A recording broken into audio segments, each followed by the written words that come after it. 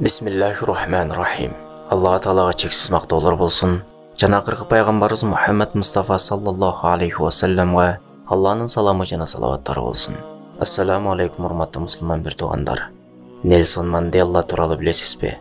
Ал киши мамлекеттеги ынтымаксыздыкты жана зордук зомбулукка каршы күрөшкөндүгү үчүн аны мамлекети 1962-жылы камап салышкан. Бирок анын жакшылыгын унутпаган эл арадан 28 жыл өтсө да ал кишинин камакта жатканын адилетсиздик деп баалап 1990-жылы камактан чыгарып алып 1994-жылы Түштүк Африкага президент кылып шайлап алышкан. Эмесе кийинки сөздү өзүнөн угалы. Президент болгонумдан кийин корукчуларыма шаарды айланып элдин жашоосу менен жакындан таанышууну каалап жатканымды айттым. Ошентип кыдырып жүрүп, кечке маал бир кафеге чай ичүүгө кирдик. Ортодо олтурганыбыздан жака белди күзөтүү ыңгайлуу болор эле. Кызматчыдан менүүнү алып жатып, каршымдагы столдо чай ичип олтурган эркекке назарым түштү. Тамакка буйртма берип, балдарга "Тиги киши биз менен тамактанса кантет? Мүмкүн болсо келсин" деп айтырып жибердим. Сунушту кабыл алган киши идиштерин көтөрүп биз жака карай басты. Көздөргө тигилгенде анын жүзүнөн сергектикти байкадым.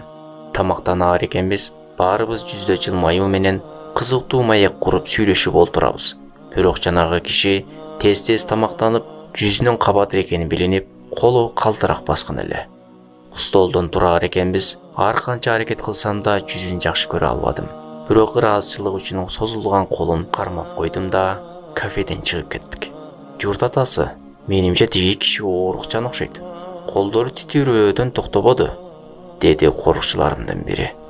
Жок, анын башка себеби бар дедим. Жигиттер мага суроолуу карашты. Мен айттым. Ал мен олтурган камакканада корукчу болуп иштечү. Ал кечке маал мени кыйнап камерага алып ташташканда чаңкоодон жумурум куруп суу сурайт элем. Ошондо ушул киши мени шылдыңдап үстүмө заара кылып кетер эле.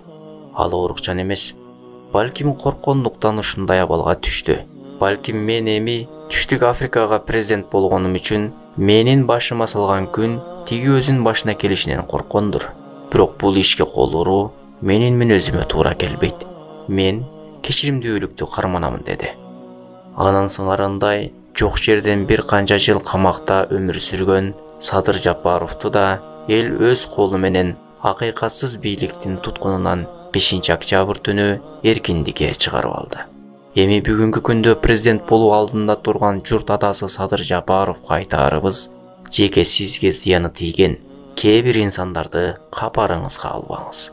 Жана кээ бир ошондой инсандар тоогурдап камакта узак убакыттан бери жаткан болсо, айкөлдүк кылып аларды дагы да чыгара бериңиз. Себеби алар тентектик кылып шайтанга азгырылып калды.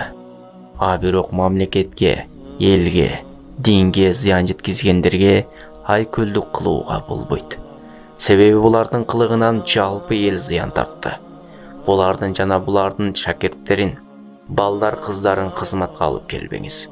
Ошондой кыйын кезеңде өз элинин кызыкчылыгын ойлобой, жеке кызыкчылык үчүн мансап талашып мамлекеттин стабилдүүлүгүнө доо кетиргендер бүгүн болбосо эртең ошол күндөгү чыккынчылыгын дагы кылышат.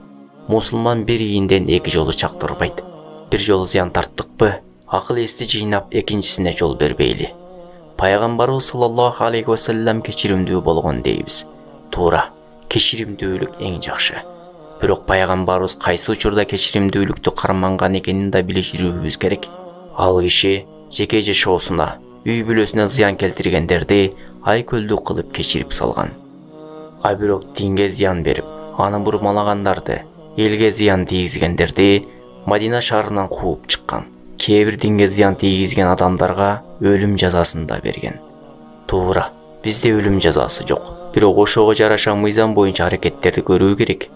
Ошондуктан сак болуңуз.